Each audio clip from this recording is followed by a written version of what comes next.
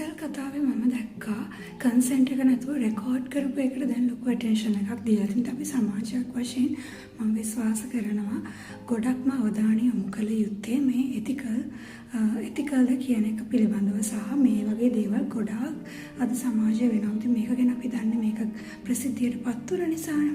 ඉතින් මේ වගේ දේවල් අපි තෝරලා බේරලා දෙන්න ඕනේ දරුවන්ව.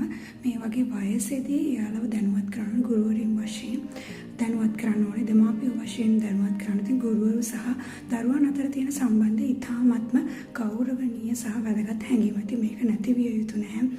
හැමෝම මේ මට්ටමට දාන්න හොඳ නැහැ. ඉතින් මේකදී අපි බලන්න සයිකොලොජිකලි ඇයි මේ වගේ දරුවන්ට වෙන්නේ?